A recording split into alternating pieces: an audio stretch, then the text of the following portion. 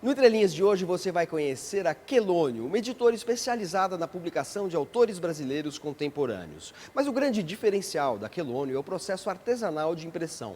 Por isso a gente foi conhecer esse processo, tanto com tipos móveis quanto com a linotipo, uma máquina do século XIX, como há muito tempo não se vê nos parques gráficos cada vez mais digitalizados da atualidade.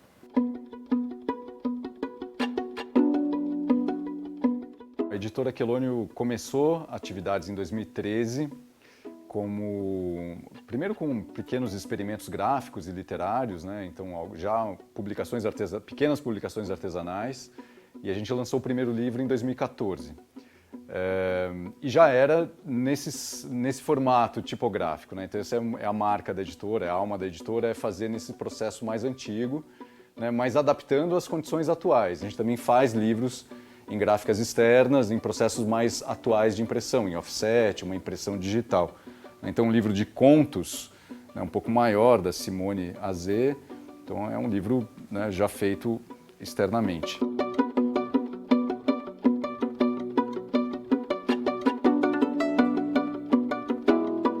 Esse processo mais artesanal, ele favorece livros um pouco menores, então por isso também que a gente faz muita poesia, por exemplo. Então, o catálogo da editora tem muitos livros de poemas, mas quando a gente faz livros maiores, a gente faz livros, digamos, mais convencionais. Mas a maioria dos livros a gente consegue, então, trabalhar com vários aspectos do livro. É o caso, por exemplo, do livro dos Jardins, da Ana Martins Marques, né, em que a gente usa, né, então, tipos móveis, então, muito antigos, né, do acervo da Quelônio, alguns ornamentados, e as linhas de linotipo, né, tanto no nome da autora aqui na capa, quanto nos poemas. Esse livro do Edmilson de Almeida Pereira, que a gente lançou esse ano, em 2022, também ele é todo feito artesanalmente, num processo de tipografia. Então ele usa tipos móveis na capa e clichês tipográficos, né, que são essas imagens antigas, né, que eram muito usadas em publicidade. Foram sendo colecionadas aqui na Quelônio, e a gente usou criativamente. O processo todo de linotipia e de impressão tipográfica, ele não limita a tiragem, né? Então a gente poderia fazer tiragens maiores, né? Mas também por uma opção de fazer livros mais cuidados, num processo que cada livro é um livro, né? A gente acaba fazendo tiragens um pouco menores. Começa a partir da leitura do original, eu recebo o original, que é o texto do autor, discuto com o editor, e a partir daí eu vou pensando quais recursos gráficos eu posso usar para fazer o projeto gráfico do livro. No caso da tipografia, eu não chego e começo a trabalhar direto com o material físico que eu tenho aqui. Eu, como tenho uma ideia do acervo que a gente tem, eu começo a elaborar isso simulando esse acervo nos meios digitais, com os softwares atuais, no computador. Então, o processo hoje usual de todo designer na feitura do livro. Tem uma diferença entre o tipo móvel e a linotipo, né? Essa diferença na impressão, ela não é visível, né? Você tem uma matriz na linotipo, que você grava a linha inteira em chumbo. Então, ela tem esse molde que vai deixar em relevo o que está em cima da linha, vai ser entintado e passa pelo papel e imprime. Esse processo é igualzinho ao que a gente faz de impressão no tipo móvel, só que a diferença crucial é que quando a gente compõe o texto no linotipo, o Jorge, o linotipista, datilografa a linha inteira.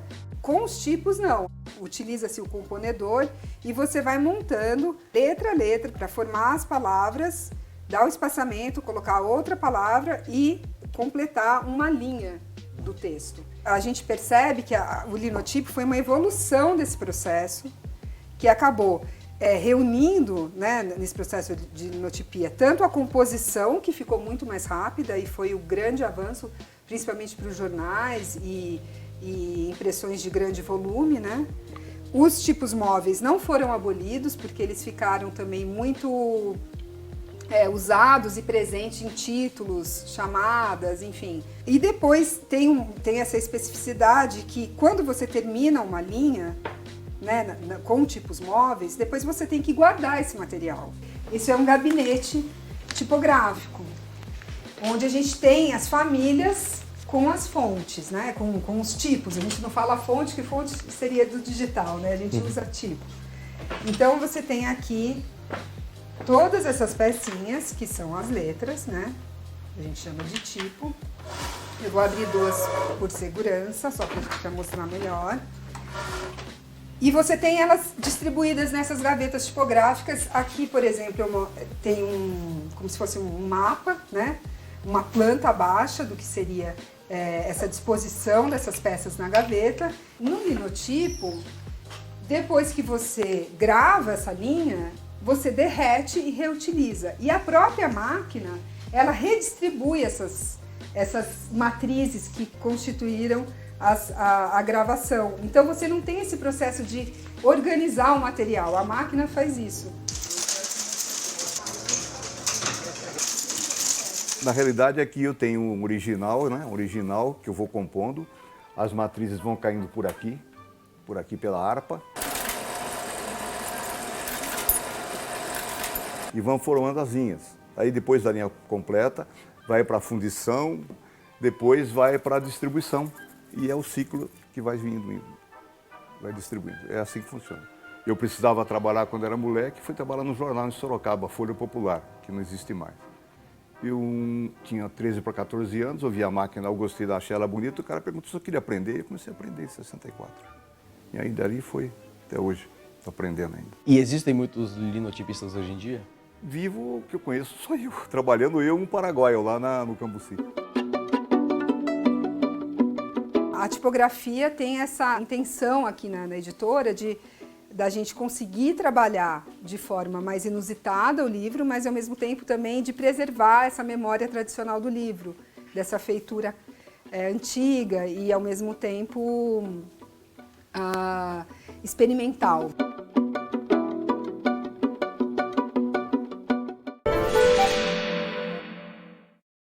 Agora que a Copa do Mundo já está chegando nas fases finais, a gente se surpreendeu com alguns países que chegaram longe e eu achei que seria legal fazer uma volta ao mundo pelos 5 continentes, falando de países que se classificaram para a Copa do Mundo de 2022 e que tem bons representantes na literatura. Quem é que não se surpreendeu com a classificação da Austrália para as oitavas de final? Eu me surpreendi bastante, porque a Austrália nunca teve lá muita tradição no futebol, mas ela tem muita tradição na literatura e alguns livros são bem inesquecíveis. Aqui eu tenho a versão em inglês de Pássaros Feridos, da Colleen McAuliffe. É um livro que conta uma saga familiar. A autora é australiana e relata pra gente a natureza do Outback, o grande deserto australiano, e a dificuldade de viver e produzir lá. Viajando para a Ásia, eu recomendo que vocês conheçam O Silêncio de Shusaku Endo, do Japão, um país que também se classificou para as etapas finais da Copa do Mundo, surpreendendo a muitos.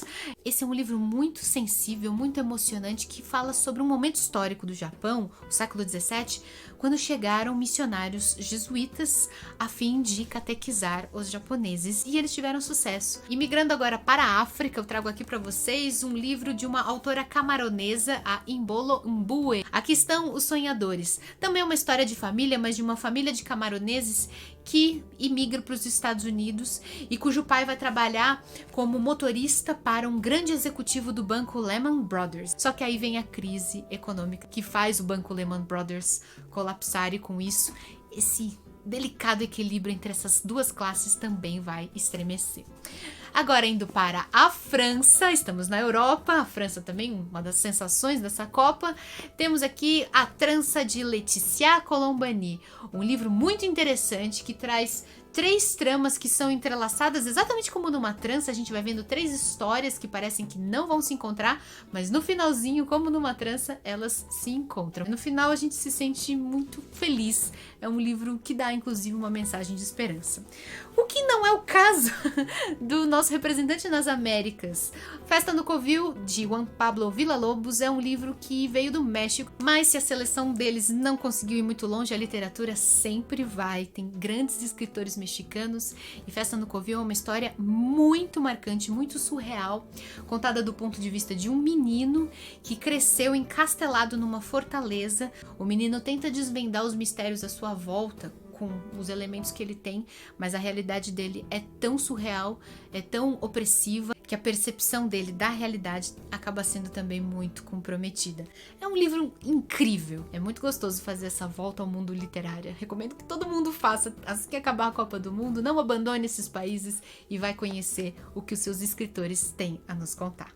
Um beijo, gente, até a próxima! Um dos maiores clássicos da literatura universal, a Eneida, de Virgílio, ganha nova tradução do latim por João Carlos de Melo Mota, em edição anotada e com aparatos críticos. No centenário de nascimento do autor de Ensaio sobre a Cegueira, As Artemages, de Saramago, reúne 8 ensaios da crítica literária brasileira Leila Perrone Moisés sobre a obra do Nobel português. Quando é dia de futebol, traz crônicas, poemas e cartas que Carlos Drummond de Andrade escreveu sobre a paixão nacional entre as Copas de 1954 e 1986. E O Perfume, a história de um assassino, é a reedição do thriller histórico ambientado na França do século XVIII, que transformou o alemão Patrick Suskind em best-seller mundial nos anos 80.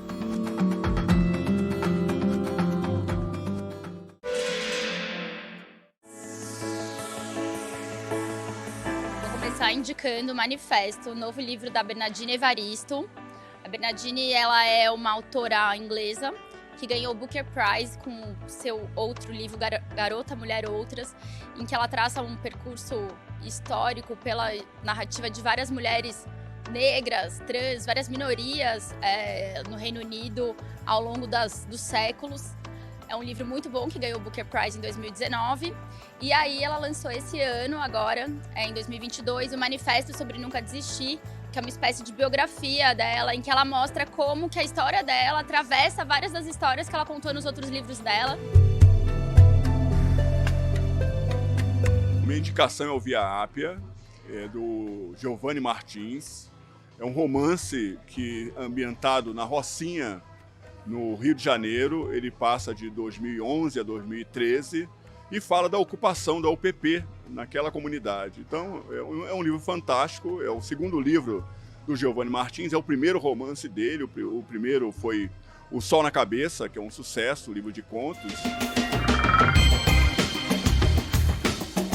O livro que eu vou indicar aqui para vocês é o Dicionário da Escravidão e Liberdade, da Lilian Schwartz e do Flávio Gomes. É um livro super importante para que nós, pessoas brancas, possamos nos aprofundar nas questões estruturais do racismo no nosso país e na nossa sociedade como de um modo geral.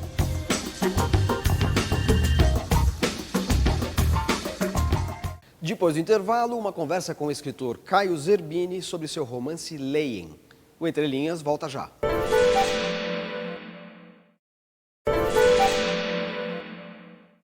No programa de hoje você já conheceu Aquelônio, agora você vai conhecer um escritor publicado por essa editora. Caio Zerbini, autor do romance Leien, uma narrativa cujo protagonista é um jovem inquieto que enfrenta seus fantasmas durante um trajeto de ônibus de São Paulo até Brasília.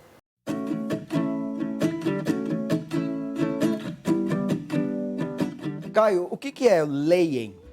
Palavra que dá título ao seu primeiro romance. O Nico, que é o narrador personagem do livro, ele faz análise, né, psicanálise tradicional, então ele deita no divã e à frente dele tem uma parede e na parede tem uma série de um monte de ranhuras. E ele percebe que ele se distrai muito da conversa da análise que ele está tendo com o analista, tentando achar desenhos e letras e coisas naquelas ranhuras. Até que um dia ele lê essa sequência de letras L, E, Y, E, N e aquilo chama a atenção dele porque tá muito bem formada ali. Parece que, enfim, foi feito... Alguém escreveu aquilo naquelas ranhuras e aquilo chama a atenção dele e aquilo vira o que chama a atenção dele em definitivo naquela parede. Essa sessão de análise em que ele lembra e descreve essa palavra achada nas ranhuras da parede é contada ao longo de uma narrativa maior, que é a narrativa do livro, que se passa todo a bordo de um ônibus que vai de São Paulo para Brasília. O que é essa viagem? Ele está indo encontrar uma amiga de infância que ele não vê há muitos anos, que foi uma pessoa muito significativa na vida dele e que escreveu uma carta para ele. A gente vai aprendendo isso ao longo do livro e ele vai atrás dela, né? E ele vai narrando no presente, né, tudo o que acontece com ele nessa viagem, as coisas que ele observa, as sensações que ele tem, as pessoas que ele conhece no ônibus, nas paradas. E isso vai sendo intercalado com uma espécie de um fluxo de consciência dele, lembranças dele, da infância, da adolescência. A Lisa, amiga dele, fez esse movimento alguns anos antes, quando ela teve uma crise muito grande e saiu de São Paulo, né, meio que fugiu daquela coisa toda da cidade grande, das coisas que atormentavam a vida dela. E o Nico está num momento que também de uma transição grande, ele está largando a faculdade, ele está largando o emprego, ele terminou recentemente um relacionamento. Mas o traço mais marcante desse livro é uma personagem que o tempo todo tem uma atenção metódica para cada detalhe do que está em torno dele ao longo dessa viagem de ônibus, que tem devaneios, que discute teorias, que pode ser desde teorias sobre o cosmos até das regras do futebol, já que ele é um apaixonado pelo futebol e pelo Palmeiras. E ele devaneia também hipóteses de existência, como se tudo que ele pensasse, e o fluxo de pensamento dele, que está transcrito aqui, na forma do narrador, fosse uma tentativa de buscar uma outra vida, de construir uma outra vida diferente da que ele tem. Então é uma personagem profundamente reflexiva. Ele é um sujeito que tem uma mente muito ativa, uma mente assim, hiperativa e muito sensível também. Ele tenta fugir do que externamente seria essa coisa meio avassaladora da metrópole, e essa pressão toda, mas existe um paralelo ali com a própria mente dele, que também é superativa, essas coisas persecutórias, essa sensibilidade. Ele conta alguns episódios em que não aconteceu muita coisa externa, mas é que ele internalizou aquilo de uma forma muito brutal. Eu acho que existe aí um paralelo entre o mundo externo e o mundo dentro da cabeça dele. Ele está querendo, assim, um encontro dele com a Lisa e essa fuga, né, essa amiga de infância, e essa fuga da metrópole. Eu acho que é meio que para fugir dessas duas coisas, dessa mente dele hiperativa, persecutória, hipersensível e que está inserida nesse contexto da metrópole muito agressiva. Por que você optou em fazer toda essa narrativa interior ao longo de uma viagem? Para ser muito honesto, essa ideia me surgiu um dia. A ideia da viagem, eu já tinha a vontade de escrever um livro que contivesse muitas dessas situações, muitas dessas ideias que o personagem apresenta. Aí um dia, do nada, eu estava deitado na cama antes de dormir e me veio essa ideia da viagem de ônibus. E eu fiquei tão empolgado com aquilo, eu meio que não consegui dormir naquela noite. E assim, que nem um personagem, eu também tenho às vezes essas coisas de, não, daí pode passar. Mas eu acordei no dia seguinte e não passou, aquilo estava ainda... Me empolguei com aquilo. E foi numa época que eu estava saindo de um trabalho, então eu ia ter tempo, uma espécie de férias entre trabalhos, e daí eu fiz a viagem, você entendeu? Para fazer anotações, e tirei fotos, levei até um gravador e gravei áudios, e aquilo foi ganhando corpo e foi fazendo sentido fazer isso. Você fez a viagem para escrever o livro? Fiz a viagem, São Paulo, Brasília. Com esse sentido. Fui de ônibus sozinho, de São Paulo até Brasília. Não tinha nenhuma Lisa lá? Não tinha nenhuma Lisa.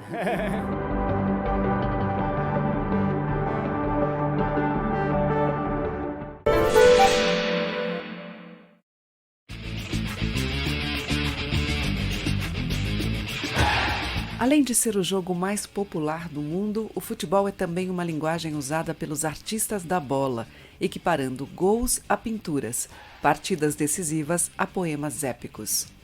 Daí a dificuldade de traduzir sua emoção em outras formas de expressão artística. Afinal, quem poderia rivalizar com Garrincha e Pelé, Cruyff e Maradona? Quem não sonhou em ser um jogador de futebol? Por isso mesmo, algumas das melhores obras sobre futebol, na literatura e no cinema, captam o futebol pelas bordas, pelo impacto de seu lirismo e de suas tragédias, de suas utopias e de suas contradições fora dos gramados. É o caso de um filme sensível como O Milagre de Berna, em que a reconciliação de um garoto com o pai, um carrancudo veterano de guerra, tem como pano de fundo a improvável vitória da Alemanha na Copa de 54, metáfora da reconstrução do país traumatizado pelo nazismo.